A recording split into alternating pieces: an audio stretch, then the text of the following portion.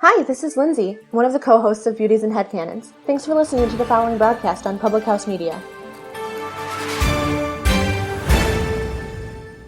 You're listening to Catch Up, an official news production of Public House Media. Today is July 21st, 2020, and it's time to catch up on the news that you need to know about.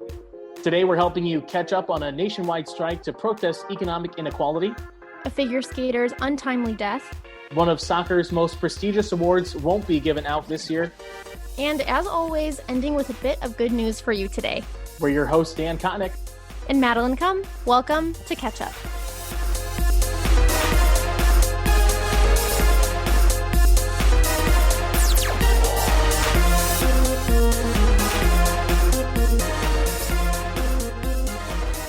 In more than 24 cities across America, workers walked off the job as part of a strike to protest economic inequality and systemic racism. The movement, called Striking for Black Lives, was organized among various labor unions as well as social and racial justice organizations across the country.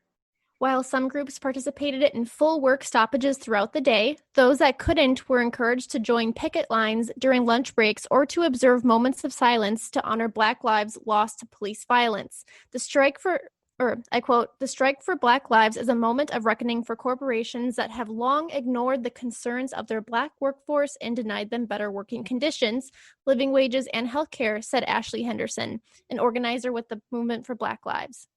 Those striking said they're demanding sweeping action from corporations and local governments to confront systemic racism and economic inequality, including by raising wages and allowing workers to unionize to negotiate better health care, sick leave, and child support. Some of the bigger targets were corporations like Walmart and McDonald's. Workers of large corporations weren't the only ones participating. Many groups of essential workers also joined the strikes, including fast food employees, nursing home employees, janitors, and rideshare workers. Olympic figure skater Ekaterina Alexandrovskaya, nicknamed Katia, died on Friday after falling from a 6-story window at 20 years old. She represented Australia at the 2018 Winter Games. She left a note saying, "I love" in Russian before committing suicide. She quit the sport of figure skating due to a diagnosis of epilepsy. Her coach also stated that she struggled with depression. Accolades of hers include winning gold at the 2017 World Junior Championships in Paris, as well as advancing to the Pyeongchang 2018 Olympics. She placed 18th in the short program. I quote, "Words cannot describe how I feel right now. I am devastated and sick to my core about the sad and sudden passing of Katia," end quote. I shouldn't say that. Okay. I quote, "Words cannot describe how I feel right now. I am devastated and sick to my core about the sad and sudden passing of Katia." Katia's partner, Harley Windsor, wrote in an Instagram post, "The amount we had achieved during our partnership is something I can never forget and will always hold close to my heart. This news is something you can never prepare for. Rest in peace, Katia." They were the first skaters from Australia to win an ISU championship at the 2017 Junior Grand Prix in Nagoya, Japan, and they also finished first that year at the Talon Trophy in Estonia.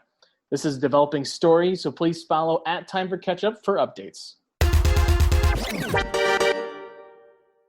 Soccer leagues around the world, one of the first to make their return during the COVID-19 pandemic, bringing us a sense of normalcy back with it.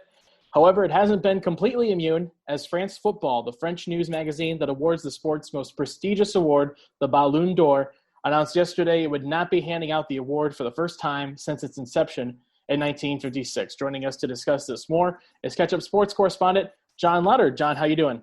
I'm doing great. How are you? I'm doing well, John. Thanks for joining us today.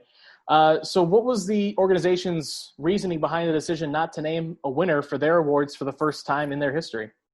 Yeah, it's crazy, Dan. It would almost be like college football not handing out a Heisman Trophy. That's how big a deal this is. But the reasoning was simply with the COVID-19 pandemic obviously affecting leagues around the globe, specifically the biggest leagues that typically get winners of this award, the French League, the Bundesliga in Germany, the Premier League in England, the Serie A in Italy.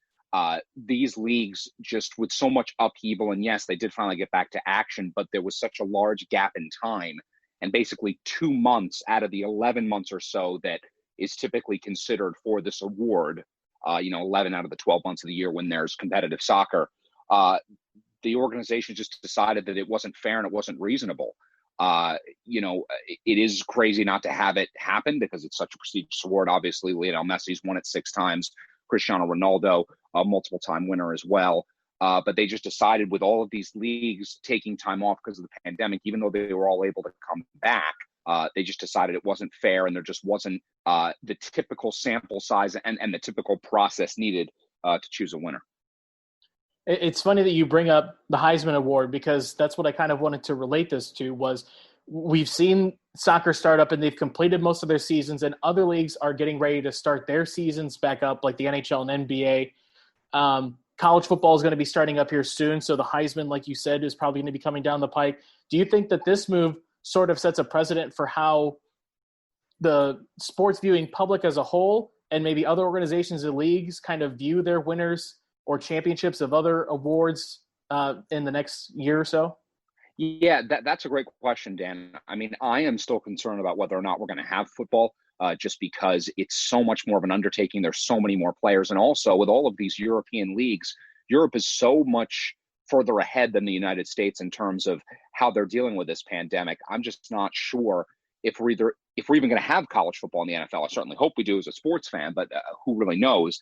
In terms of the championships and awards and stuff like that, with the NBA, they've already decided that the only games that count towards the MVP, Sixth Man of the Year, Coach of the Year, Defensive Player, all that stuff is the games that have already happened. They're not considering these 7 or 8 games that they're playing before the playoffs start, almost like warm-up games. They're not counting those. So it's only what's happened to this point that's going to matter for those awards, which is a big deal because, let's say a team comes into the bubble, they win 8 straight, get themselves into the playoffs. I'm not saying that they would have had an award winner on that team, but maybe they would have, but now that doesn't matter. With Major League Baseball, the season's about to start, 60 games, so obviously there's going to be a bit of an asterisk, but you would expect them to do all the same awards and things like that. But it's going to be interesting to see if college sports even has a regular type of year. Will they have a Heisman Award? We're just going to have to see. I mean, it's going to be kind of, it's too soon to tell, but it's going to be interesting to watch, that's for sure. Yeah, something to keep our eye on. But at least at the very least, we've been able to enjoy some kind of soccer, at this point. For sure. That's the award for everybody, right? Exactly. Well, John, thank you again for taking the time. We always appreciate it. Dan, always a pleasure. Thank you for having me. A Canadian man named Justin saved a baby coyote from drowning and cared for it while he spent 10 days rafting. As he was going about his day on the Red Deer and South Saskatchewan rivers, he heard something squeak in the water. Justin then reached towards the water, ended up falling in, and actually caught the coyote. When he got back in his raft, the animal was unconscious. Justin completed a modified Heimlich maneuver, which led to the coyote's revival. He took the animal and warmed it up by the fire, naming him Yip Yip. The coyote pup ate, slept, and snuggled in with Justin throughout the duration of his trip. Justin didn't have cell service throughout his trip, which led him to keep the coyote with him at all times. As soon as he got service, he got in touch with a wildlife rescue, and Yip Yip is now being taken care of a specialized coyote rehab center. Yip Yip has reportedly befriended his new coyote siblings, which are other orphaned coyote pups. He will be released back into the wild this fall. Thanks for catching up on today's news with us. I'm Dan Kotnick. And I'm Madeline Cum. Please be sure to catch up with us again tomorrow. If you enjoyed today's episode, please leave us a rating and review on Apple Podcasts. We appreciate you listening to Catch Up. For even more content, follow Catch Up Digital on social media. Just search for @TimeForCatchup. We'd love to hear your thoughts on any of the stories we covered today. Just use the hashtag #PassTheCatchup on social media. Catch Up is an official production of Public House Media.